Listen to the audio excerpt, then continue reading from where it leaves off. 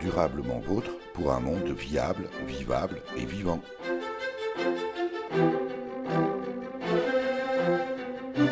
Aujourd'hui, nous évoquerons les 4 pires menaces qui pèsent aujourd'hui sur l'humanité. En tout cas, selon l'avis d'un citoyen qui se sent concerné et à qui nous avons souhaité donner la parole. Un avis pour le moins controversé par un autre citoyen, néanmoins ami de longue date du premier. Nous sommes à Nancy avec 2 ci-devant également retraités pour un débat de citoyens. Durablement vôtre, à réécouter sur durablementvôtre.fr. Yves Lubraniecki et Philippe Dague, bonjour. Bonjour. Bonjour, bonjour. Yves Lubraniecki, ça fait un moment déjà que l'on se connaît et il y a longtemps déjà que vous me parlez d'une démarche qui vous est tout à fait personnelle, Oui. sur des préoccupations fortes et vous avez écrit un texte qui s'appelle les 4 pires menaces qui pèsent aujourd'hui sur l'humanité. D'après vous, Oui. ce sont l'effet de serre, le nucléaire, Le l'envahissement de la planète par le plastique et l'envahissement de la planète par les engrais et les pesticides. Oui. Il m'avait semblé utile parce que, alors évidemment, vous n'avez pas de statut particulier, si ce n'est celui d'être retraité, mais Oui. on verra que vous avez beaucoup travaillé la question. Mais ça n'empêche pas que vous ayez une parole de citoyen. En plus, c'est la période, voilà, donner la parole aux citoyens. Et après Oui, tout, c'est bien. c'est légitime.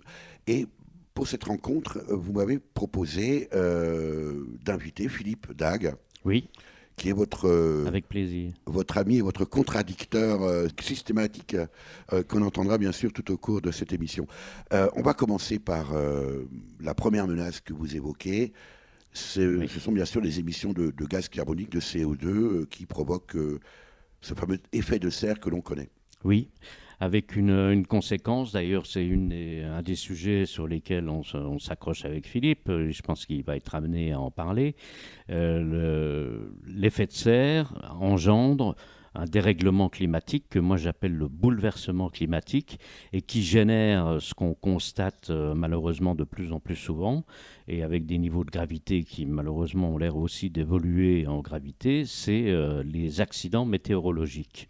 Hein, on a vu ce qui s'est passé dans le midi de la France, on a vu les incendies en Californie, au Portugal, en Italie, enfin en Grèce, partout. Il y a en Australie des périodes de sécheresse, des tempêtes, des inondations, voilà. Et la France actuellement, elle est dans une période de sécheresse qui est importante et qui inquiète les agriculteurs. Et tout ça est lié et vous remarquerez, je pense on ne peut pas le nier, qu'il y a une accélération du phénomène depuis quelques années et ça prend vraiment des proportions.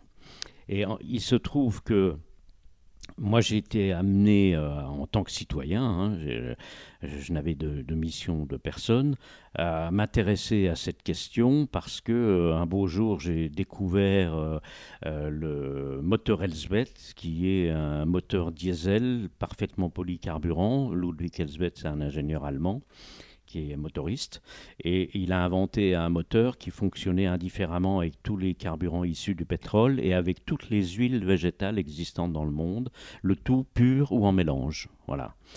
Par exemple, vous avez une voiture comme ça, vous avez le réservoir qui est à moitié qui est vide, vous le remplissez à moitié avec toutes les pompes d'une station-service, vous mélangez, et puis le reste de la moitié du réservoir, vous mettez 5 ou 10 huiles végétales différentes. Quand je dis huile végétale, c'est l'huile que vous mettez dans votre salade. Hein. Ça peut être, Pour autant, ce moteur, Yves Lubraniecki, on n'en parle jamais. On ne parle jamais de cette judicieuse remarque. expérience. Judicieuse remarque, Monsieur Mutchler.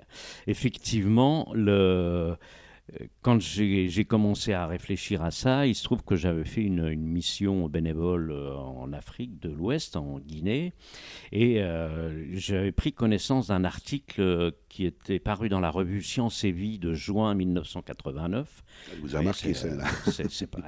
Oui, ça m'a beaucoup marqué. Et c'était juste au moment où je partais en Guinée, et là j'ai vu, c'était la première fois que j'allais en Guinée, j'avais une expérience africaine, mais pas en Afrique de l'Ouest ni en Guinée, et c'était j'ai vu Mais ça m'a vraiment interrogé. Tout ce qu'on pourrait faire en termes de développement avec un moteur diesel qui fonctionnerait avec de l'huile végétale produite dans le village. C'est-à-dire qu'il n'y avait pas de pétrole à acheter. Et à l'époque, on ne parlait pas, enfin, en tout cas, moi, je n'avais pas entendu parler du réchauffement climatique et des émissions de CO2 fossiles. Et petit à petit, donc, j'ai pris conscience de l'intérêt de la chose. Et bon, je vous passe les détails parce qu'il y en a pour 3 heures, mais je me suis aperçu après, très rapidement, en quelques mois, que finalement, on avait ce problème d'accumulation du CO2 dans l'atmosphère terrestre et que si on utilisait un combustible d'origine végétale, eh bien, on passait en cycle court du carbone, et c'est-à-dire que le carbone que vous émettez, ce n'est pas du carbone fossile que vous avez été chercher, qui est dans la Terre depuis 300 millions d'années, qui est stocké, voilà, qui est fossilisé dans la Terre. C'est du carbone qui a été fixé par la plante l'année d'avant et qui va être fixé par la plante l'année d'après. Il n'y a plus d'augmentation du taux de gaz. Qui est déjà dans le cycle. On appelle ça le cycle court. Et donc, du coup, ça faisait 2 avantages qui étaient très importants. Et donc, je me suis dit que c'était vraiment quelque chose à développer.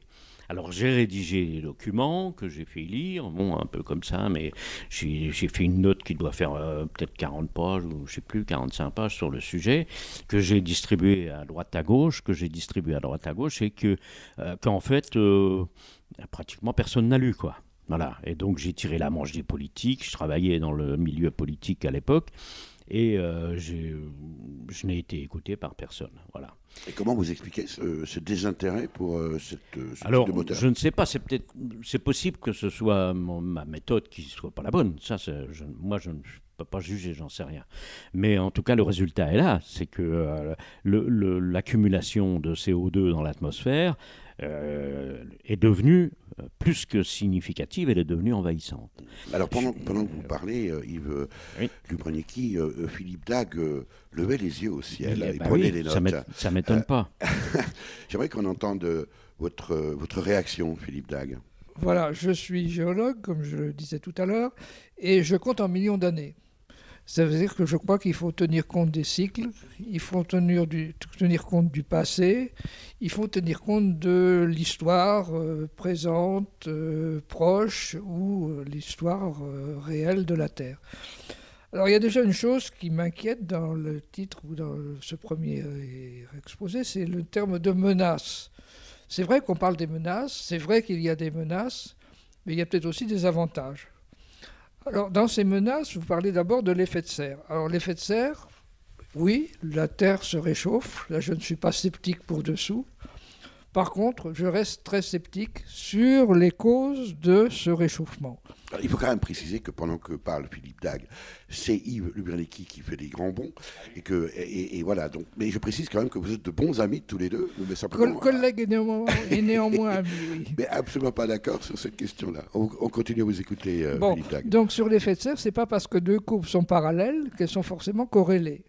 Et jusqu'à présent, j'attends, et je crois qu'un certain nombre de scientifiques attendent, que l'on fasse une corrélation entre l'augmentation du CO2 dans l'atmosphère et le réchauffement.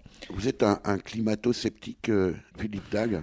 Oui, enfin, je ne suis pas du tout sceptique sur le réchauffement, mais je dis qu'il y a réchauffement climatique, je dis que la teneur de l'atmosphère en gaz carbonique augmente, mais que l'un et l'autre soient liés, ou en tout cas que l'augmentation de la teneur en CO2 de l'air soit la seule cause de réchauffement, sûrement pas.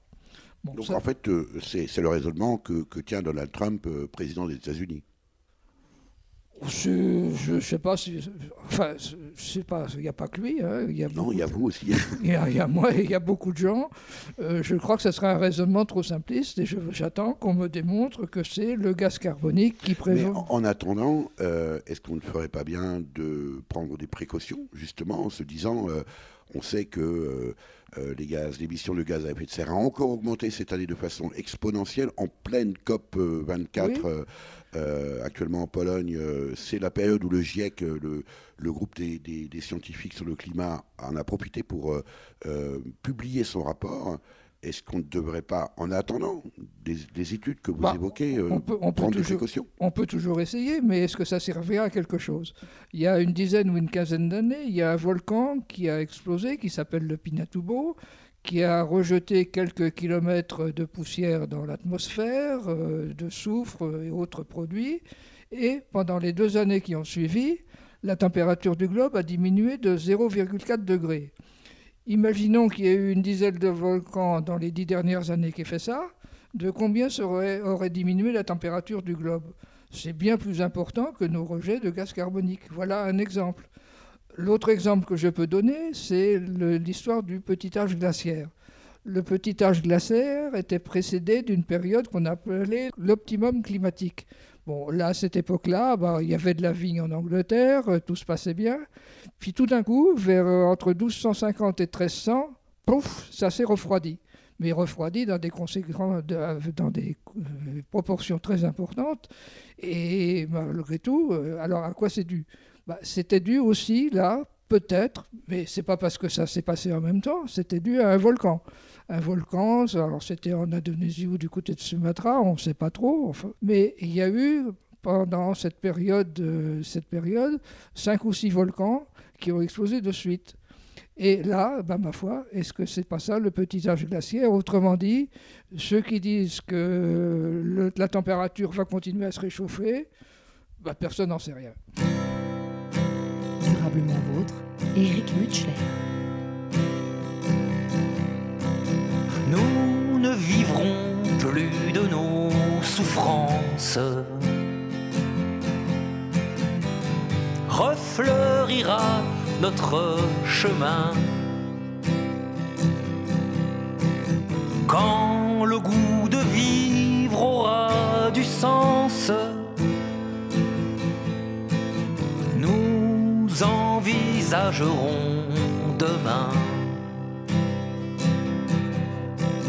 Nous ferons fi de toutes nos peurs et nous chanterons comme des gamins quand nous entreverrons le bonheur au bout de ce tunnel incertain.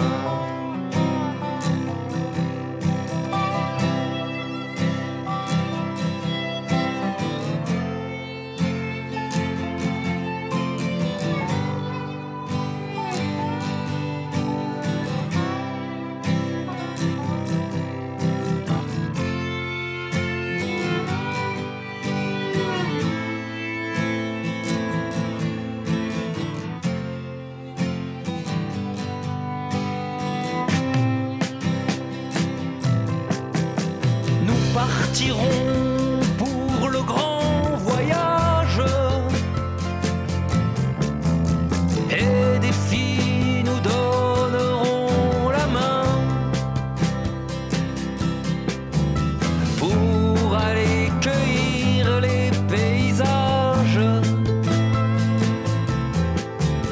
que nous habiterons demain. Nous aurons du soleil à revendre et nous danserons jusqu'au matin. Quand le train d'hier viendra nous prendre pour nous emmener jusqu'à demain.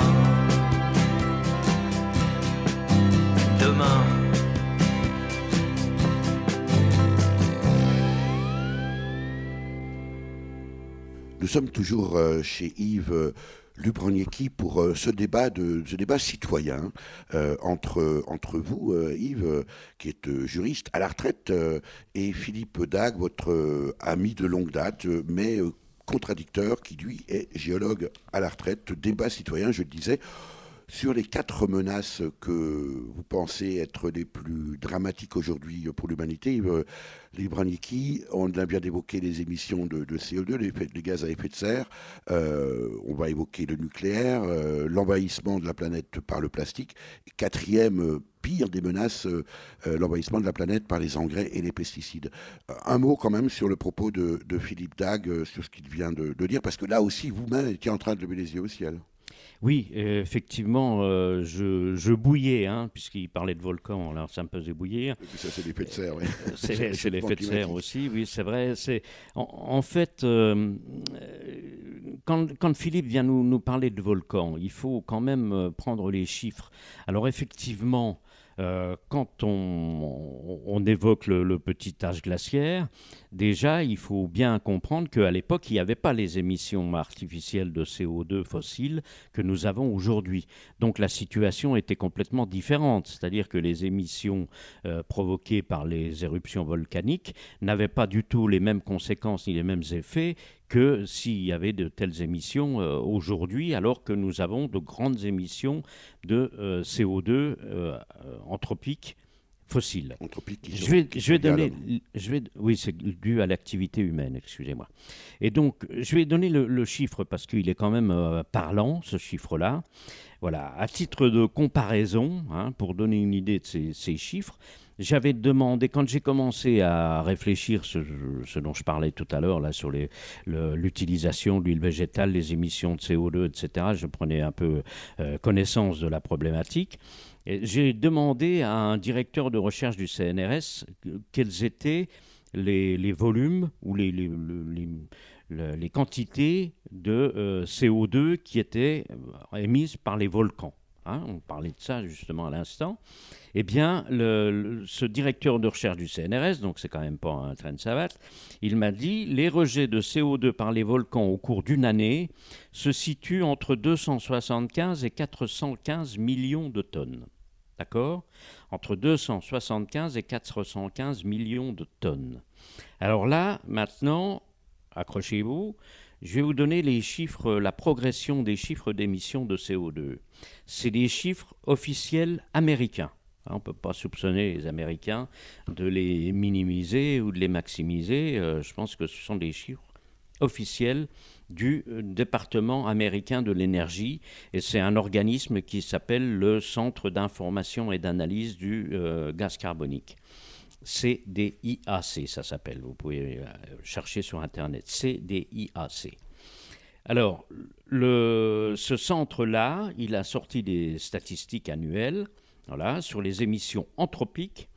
Et on était, écoutez bien, à moins de 6 milliards de tonnes en 1950 d'émissions anthropiques de CO2 fossiles, moins de 15 milliards de tonnes en 1970, 6 milliards, 15 milliards, 22 milliards de tonnes en 1989, 24,4 milliards de tonnes en 2000, plus de 29 milliards de tonnes en 2005 et plus de 36 milliards de tonnes en 2014. C'est les derniers chiffres qu'ils ont publiés. Voilà. Et là, Philippe Dag fait la moue. Oui, mais tant pis pour lui. Évidemment, on pourrait continuer encore très longtemps ce débat. J'aimerais qu'on aborde, Yves... Oui, mais c'est quand même d'une importance capitale. On a bien compris la différence phénoménale de rapport entre les émissions de gaz à effet de serre anthropiques provenant de l'activité humaine et les émissions naturelles, notamment par les volcans. Mais j'aimerais qu'on aborde... On ne peut pas dire que les émissions volcaniques actuelles puissent être comparées à celles du passé, même du passé récent. Ça, c'est l'intervention de Philippe Ça n'a rien à voir. Alors, c'est un débat citoyen, voilà. Heureusement que ces gens-là se respectent. Non, mais je l'attends à la sortie. On peut débattre en toute amitié. J'aimerais quand même qu'on aborde le deuxième sujet, Yves Lubranier, qui, selon vous, est une des 4 menaces qui pèsent sur l'humanité, sur les 4 que l'on vient d'évoquer. La deuxième, c'est le nucléaire. Oui, on n'a pas fini non plus là. Et donc, oui, c'est quand même très, très très frustrant parce qu'il y avait encore beaucoup de choses à dire sur les émissions de gaz à effet de serre. On est quand même passé... Vous parlez d'émissions de gaz à effet de serre, l'émission durablement vôtre ne fait hélas qu'un temps donné. D'accord. Mais on est quand même passé de 280 cm3 par mètre cube de CO2 en 1850, le début de la révolution industrielle, à 400 cm3 par mètre cube de CO2 aujourd'hui. Et donc, ça, c'est la première menace, on l'a bien compris. La deuxième menace, Yves Le Malikiy, le nucléaire. Bon, alors, le nucléaire, le problème du nucléaire, ce dont je parlais dans ma note, on va voir ce que notre ami Philippe va en dire, mais c'est que nous sommes actuellement, je parle surtout du nucléaire français, parce que le nucléaire français est quand même... la France est le premier pays au monde à être électrifié par le nucléaire. Hein. En quoi c'est une menace pour vous?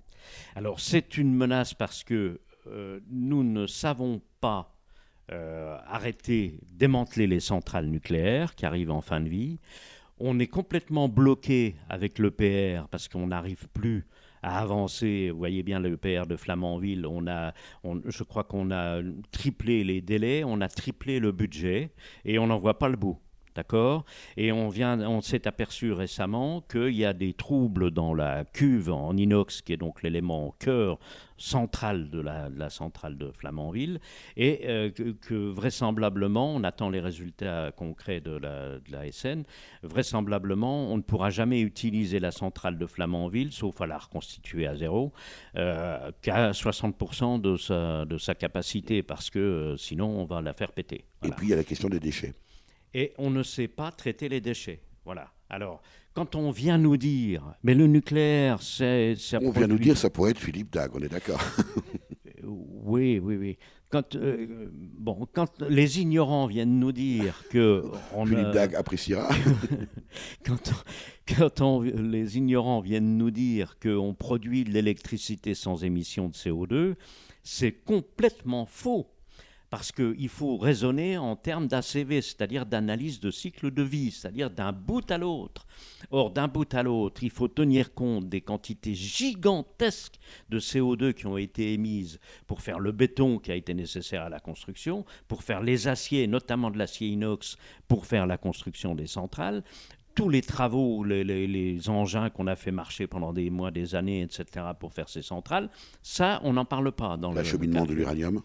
L'acheminement de l'uranium, ce n'est pas des quantités énormes, mais c'est surtout la construction de la centrale. C'est gigantesque, ça, par contre. Il faut tenir compte des quantités gigantesques d'émissions de CO2 qu'ont généré le stockage des déchets à Bure. Il y a 300 kilomètres, écoutez bien, 300 kilomètres de galeries à 500 mètres de profondeur. Vous imaginez les émissions de CO2 que ça représente pour faire des travaux pareils. Ça, il faut en tenir compte. On ne tient pas compte des émissions de CO2 pour le démantèlement des centrales qu'on ne sait pas faire.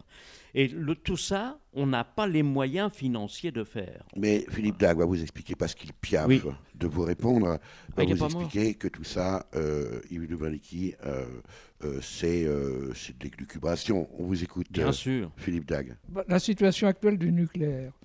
Dans les années 70, on a lancé un programme qui a mis en place, je ne sais plus combien, 48 ou 58 réacteurs nucléaires qui marchent, qui sont sûrs et qui n'ont posé en France aucun problème. Après Fukushima, on a commencé à mettre en place une série de mesures qui font que la sûreté de ces réacteurs sera encore augmentée. Mais pourquoi augmenter la sûreté, Philippe Dague, de centrales nucléaires alors qu'elles sont vendues comme étant absolument sûres? De deux choses où elles sont sûres. Bon, vous dites absolument. Moi, j'ai toujours demandé à mes élèves de ne jamais mettre d'adverbe dans ce qu'ils disent. Donc, elles sont sûres, mais absolument, sûrement pas. Donc, vous admettez qu'il y a un risque. Mais comme toujours. Et vous prenez votre voiture demain, il y a des risques. Il y a toujours des risques. Des risques peut-être, mais les conséquences ne seraient pas les mêmes. Si on imagine la centrale nucléaire de Fessenheim partir en fumée comme ça a été le cas à Fukushima, on imagine les dégâts.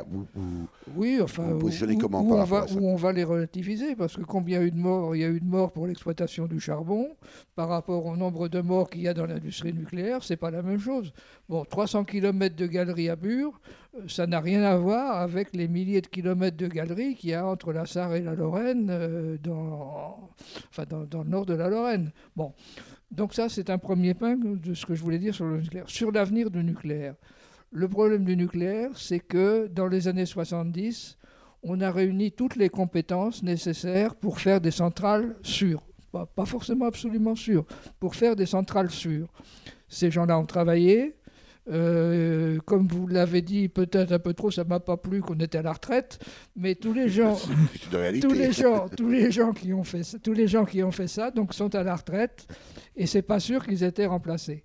Donc on a un problème dans l'avenir du nucléaire en France, c'est de savoir si on sera capable de faire des vraies centrales nucléaires qui marchent, qui tiennent. Donc et qui finalement, elles ne sont pas si sûres que ça. Qui seront sûres. Bon, on verra, je ne sais pas. Peut-être que les gens qui les construisent à l'heure actuelle ne seraient pas d'accord avec moi. Je dis qu'il y a un problème de formation. Je pense à l'école des mines de Nancy.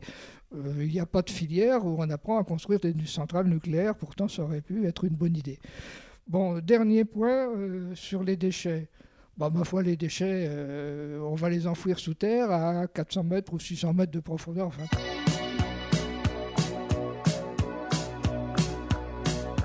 Un train, ça peut dérailler par accident. Un tunnel peut s'effondrer par accident. Un avion, ça peut tomber par accident. Une fusée, ça peut foirer. Ça peut arriver. Oui, mais les centrales, c'est la technologie idéale. C'est la sécurité optimale. C'est l'infaillibilité totale. Puisqu'on te le dit, puisqu'on te le dit, puisqu'on te le dit, puisqu'on te le dit, puisqu'on te le dit, puisqu'on te le dit, puisqu'on te le dit. Toute la journée, c'est ce qu'on se tue à te répéter à la radio, à la télé, dans les journaux, puisqu'on te le dit. Un câble, ça peut casser et par accident. Une voiture peut déraper par accident. Un incendie se déclarer par accident. Un tuyau, ça peut crever, ça peut arriver. Mais pas aux centrales, c'est la technologie idéale. C'est la sécurité optimale. C'est l'infaillibilité totale. Puisqu'on te le dit, puisqu'on te le dit, puisqu'on te le dit, puisqu'on te le dit, puisqu'on te le dit, puisqu'on te le dit, puisqu'on te le dit. Toute la journée, c'est ce qu'on se tue à te répéter à la radio, à la télé, dans les journaux, puisqu'on te le dit. Un tunnel peut s'effondrer, une piste s'écrouler. Un ingénieur mal calculé. Un pétrolier peut s'échouer, une plateforme polluée. Et goudronner un océan. Le Titanic a coulé, le Tupolev est tombé. Et le Zeppelin a brûlé. Oui, mais les centrales, c'est la technologie idéale. C'est la sécurité optimale. C'est l'infaillibilité totale. Puisqu'on te le dit, puisqu'on te le dit, puisqu'on te le dit, puisqu'on te le dit, puisqu'on te le dit, puisqu'on te le dit, puisqu'on te le dit. Toute la journée, c'est ce qu'on se tue à te répéter à la radio, à la télé, dans les journaux, puisqu'on te le dit. Durablement vôtre, Éric Mutschler. Oui, alors je voudrais quand même réagir sur ce que vient de dire Philippe Dagues, c'est-à-dire le stockage des déchets, c'est l'homme qui a été décidé que ça serait stable et qui a été creusé cette galerie de 300 km à 500 mètres de profondeur. Et puis peut-être aussi que le choix de Bure n'est pas uniquement, ne procède pas uniquement des qualités géologiques du sol, mais peut-être aussi de l'inertie sociétale en surface. On est toujours avec Yves Lubraniecki, juriste, Philippe Dagues, géologue, tous deux en retraite. Je suis navré, Philippe, mais voilà, c'est comme ça. Fier de l'être. Je le précise. Voilà, sur un débat entre citoyens. Ici, chez Yves Lubraniecki, près de Nancy. il faut qu'on aille très vite. Alors je sais bien que c'est un peu frustrant pour évoquer les 4 pires menaces qui pèsent selon vous, Yves Lubrenitsky, sur l'humanité. On a évoqué pour vous le réchauffement climatique, le nucléaire. Il vous reste encore un peu de temps pour évoquer 2 autres menaces qui selon vous sont les plus importantes. C'est l'envahissement de la planète par les plastiques et l'envahissement de la planète par les engrais et les pesticides.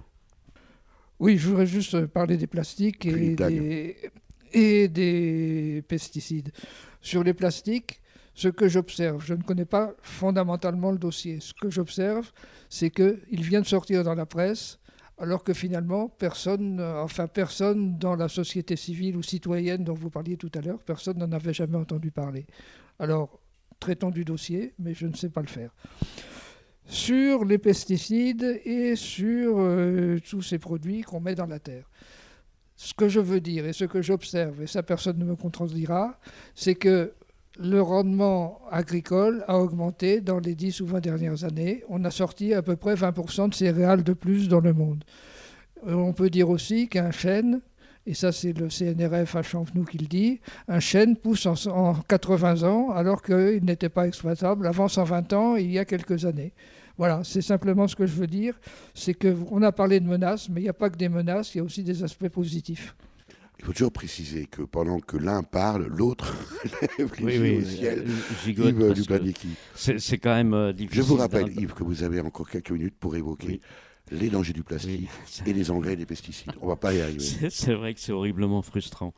Bon, d'accord. Alors, d'accord. Donc, effectivement, c'est important de parler de la menace des plastiques.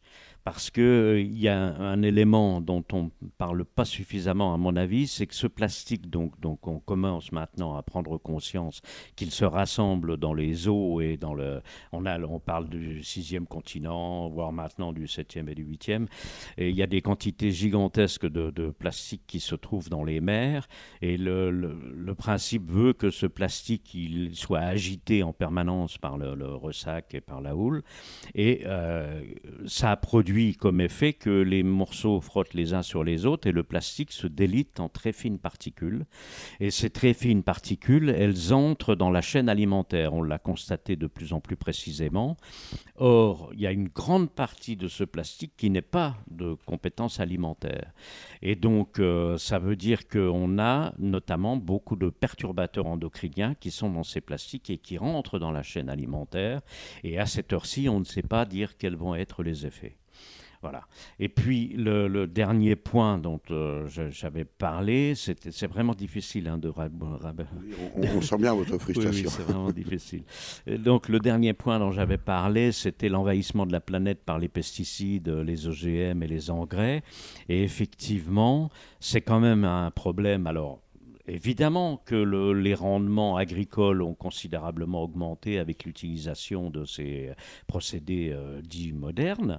Mais ce que Philippe ne nous dit pas, peut-être parce qu'il n'en a pas conscience vraiment, c'est que le fait d'utiliser ces procédés, ça détruit les sols. C'est-à-dire que quand vous faites de la monoculture, vous utilisez en particulier, par exemple, on peut faire de la monoculture pour faire du carburant. Bon. Eh bien, pendant des années, vous allez cultiver la même plante au même endroit.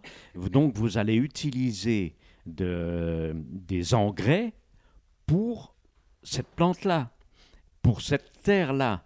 Et vous allez toujours utiliser le même engrais, vous allez utiliser les mêmes pesticides au même endroit pendant des années et des années. Eh bien, vous allez donner un profil à la terre qui va finalement la détruire, c'est-à-dire que vous allez détruire toute la vie qui est à l'intérieur, les vers de terre, etc.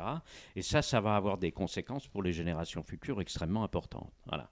Et je pense qu'il faudrait... Alors, je donne le nom des époux Bourguignon.